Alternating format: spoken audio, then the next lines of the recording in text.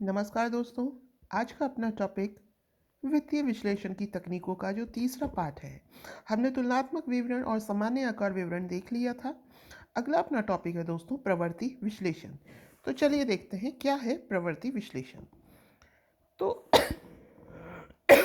Sorry, प्रवृत्ति होता है ट्रेंड एनालिसिस।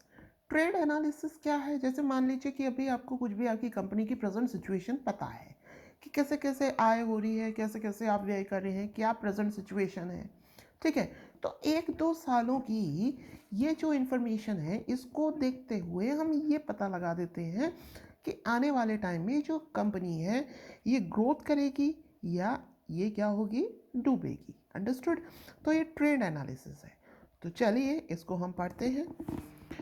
कई वर्षों की एक श्रृंखला के प्रचालन परिणामों, है ना, मैंने क्या बताया, कई कुछ वर्षों को देखते हुए कई वर्षों की एक श्रृंखला के जो प्रचालन परिणाम है कि कितने ट्रेंड में रही, ट्रेंड एनालिसिस है। प्रचालन परिणामों एवं वित्तीय स्थिति के अध्ययन की एक तकनीक। जो प्रचालन परिणाम है उनकी और वित्तीय स्थिति के अध्ययन की एक ये तकनीक है। एक व्यावसायिक उद्योग के पिछले वर्षों के आंकड़ों का उपयोग करते हुए प्रवृत्ति का विश्लेषण चयनित आंकड़ों में एक अवधि के दौरान आय बदलावों का अवलोकन करके किया जा सकता है। मतलब हमारे पास कुछ साल के कुछ आंकड़े हैं, ठीक है दोस्तों, उसमें कैसे कैसे कब कब कितना चेंज आया, उसका कारण क्या रहा, अब क्या सिचुएशन चल रही है, तो कितना चेंज आ सकता है, तो हम उसकी जो ट्रेंड एनालिसिस है उसको प्रॉपर कर सकते हैं। तो देखिए मैंने इसका भी एक प्रारूप बना रखा है, देखते हैं, उससे आपको समझ में आएगा। देखिए देखिए दोस्तों, ये है ट्रेंड एनालिसिस। तो इसमें देखिए ये यहाँ पर 2005 का विवरण है, फिर उसका प्रवृत्ति है, ट्रेंड है, फिर 2006 का विवरण है, ये 2007 का विवरण है। अच्छा, अब आपको ट्रेंड एनालिसिस करनी है, प्रवृत्ति विश्लेषण करना है। इसमें आप ये बताएंगे कि कंपनी की क्या स्थिति रहेगी। तो सिंपल सी बात है, जैसे हमारी सरकार किसी भी चीज़ के विवरण के लिए एक आधार वर्ष नियुक्त करती है, उसे सेलेक्ट करती है कि ये आधार वर्ष रहेगा, उसके हिसाब से हम बेरोजगारी की दरें तय करेंगे, मुद्रास्फीति तय करेंगे और अन्य दरें तय करेंगे। तो उसी अनुसार प्रवृत्ति विश्लेषण में हमें एक बेस ईयर चुनना होता है और हम उस बेस ईयर के रेस्पेक्ट में बताते हैं कि जो अमुक ईयर है उसमें प्रवृत्ति की क्या सिचुएशन रहेगी। तो देखिए दोस्तों, पहला है इक्विटी कैपिटल। इक्विटी कैपिटल मतलब कि जो अपने इक्विटी शेयर है, ये भी मैं बता चुकी हूँ, शेयर दो तरीके के होते हैं, इक्विटी एंड प्रेफरेंस। तो जो इक्विटी कैपिटल है मतलब एक तरीके से मालिकाना हक जो रखते हैं, तो इक्विटी कैपिटल किसी कंपनी में, तो हम उसकी बात करते हैं कि कितना है। मान लीजिए 2005 में ये है 1000, ठीक है दोस्तों, तो इसकी प्रवृत्ति हमने ले ली 100। 2006 में 2006 में भी दोस्तों ये कितना है, 1000 का 1000, इसकी प्रवृत्ति कितनी ले ली हमने, 100।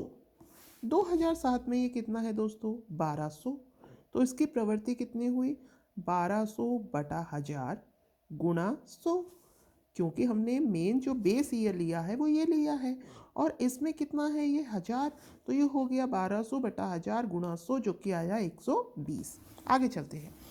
अब है सामान्य आरक्षित निधि, मतलब जो आरक्षित पड़ी है किसी कंपनी के पास सामान्य आरक्षित निधि, जो कि है दोस्तों 800। ठीक है दोस्तों, अब इसका ट्रेंड हम क्या मानेंगे, 800 को लगभग इसके बराबर, जैसे अभी हमने पीछे समरूप विवरण में किया था वैसे ही इसको हमने मान लिया 100। तो 2006 में भाई ये हो गया, कितना हो गया, ये हो गया 1000। तो अब इसका ट्रेंड कितना हुआ पिछले के कंपैरिजन में, तो 1000 बटा 800 गुना 100 जो कि आता है 125। अगला है दोस्तों 1200। अब हम इसका निकालते हैं तो ये कितना आएगा, ये आएगा 1200 बटा 800 गुना 100 जो कि दोस्तों कितना आता है, 150 आता है। आगे चलते हैं। बैंक ओवरड्राफ्ट, बैंक ओवरड्राफ्ट है मान लीजिए 2005 में दोस्तों 300। इसकी प्रवृत्ति ट्रेंड कितना हुआ 100। मान लीजिए 2006 में कंपनी का जो बैंक ओवरड्राफ्ट था वो हो गया दोस्तों 400। तो 300 के कंपैरिजन में मतलब कि 400 बटा 300 गुना 100 ये आएगा 133.3।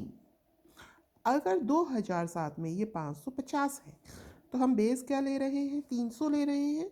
तो 550 बटा 300 गुना 100 डिवाइड करेंगे तो ये आएगा 183.3।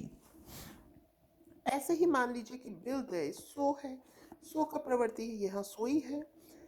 2006 में यदि 120 है तो 120 बटा 100 गुना 100 120 ही रहेगा। 80 बटा 100 गुना 100 80 ही रहेगा। ऐसे ही बकाया देयता मान लीजिए 2005 में 50 है तो इसकी प्रवृत्ति क्या हुई दोस्तों 100 हुई। मान लीजिए 2006 में जो बकाया देता है कि इतना अमाउंट हमें वापस देना है ये है 75। तो अब ये ट्रेंड में कितना हुआ 75/50 इंटू 100 जो कि आएगा 250। 2007 में मान लीजिए ये है 125 तो 125 बटा 50 गुना 100 जो कि आया 250।